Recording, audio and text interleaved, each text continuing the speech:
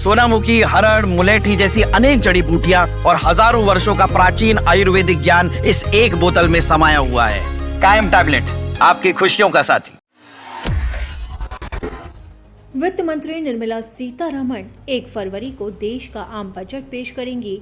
इस बजट में अब कुछ ही दिन बचे हैं, लेकिन इसे लेकर चर्चा बहुत जोरों शोरों से है, खासकर मिडिल क्लास और सैलरी वालों को। उनको उम्मीदें हैं कि सरकार इस बजट में उन्हें कई सौगात देगी। हालांकि अभी तक ये सामने नहीं आया है कि सरकार इस बजट में क्या खास सौगात देने वाली है।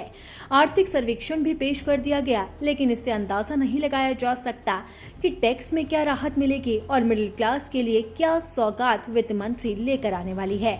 लेकिन अटकलें लगातार लगाई जा रही है। आम करदाता जानना चाहता है कि नया साल टैक्स के मामले में कितना फायदेमंद रहेगा। खास बात यह है कि 1 अप्रैल से नया आयकर कानून भी लागू हो रहा है, जिसमें नियमों में कई बदलाव देखने को मिलेंगे।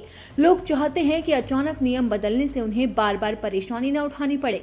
नए कानून के तहत सबसे बड़ा बदलाव टैक्स वर्ज प्रणाली को अपनाना है। अब तक आय कमाने का साल और टैक्स भरने का साल अलग अलग माना जाता था, जिससे अक्सर भ्रम की स्थिति बनी रहती थी। लेकिन अब लगातार लोग उम्मीद कर रहे हैं कि सरकार टैक्स में बड़ी राहत दे, ताकि उन्हें बड़ा आराम मिले और उन्हें किसी भी परेशानी का सामना ना करना पड़े। क्योंकि अमूमन देखा जाता है कि देश में ज्यादातर लोग टैक्स भरते हैं, लेकिन जब तारीख निकल जाती है और लोग टैक्स नहीं भर पाते तो उन पर भारी भरकम जुर्माना लगाया जाता है और लोग भारी भरकम टैक्स में ही उम्मीद कर रहे हैं। नौकरी पेशा वर्ग की उम्मीदें भले ही सीमित हो, लेकिन उनकी मांगे बिल्कुल साफ है। चार्टर्ड अकाउंटेंट साक्षी का कहना है कि मध्यम वर्ग को प्रतीकात्मक बदलाव नहीं बल्कि वास्तविक राहत चाहिए। उन्होंने स्टैंडर्ड डिडक्शन बढ़ाने की जरूरत बताई और ये भी कहा कि होम लोन पर 2 लाख रुपए की ब्याज सीमा सालों से नहीं बदली, जिसे अब बदलना चाहिए। और इसी के साथ ही उन्होंने पति पत्नी के लिए एक जॉइंट टैक्स की भी मांग की है, ताकि उन्हें टैक्स में बचत हो सके और उनका पैसा बच सके। वहीं इसी के साथ ही चार्टर्ड अकाउंटेंट ने कैपिटल गेन टैक्स को भी जटिल बताया।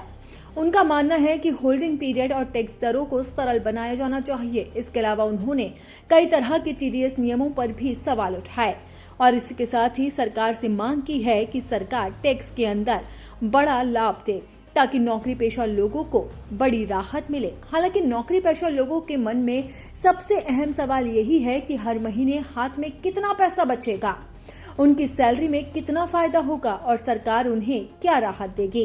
खैर, ये सवाल लगातार देश में गूंज रहे हैं, जिसका जवाब सिर्फ और सिर्फ 1 फरवरी को मिलेगा, जब वित्त मंत्री निर्मला सीतारमण सबके सामने बजट पेश करेगी। तभी ये तस्वीर साफ होगी कि मिडिल क्लास से लेकर सैलरी पेशा लोगों के लिए क्या सौगात आएगी।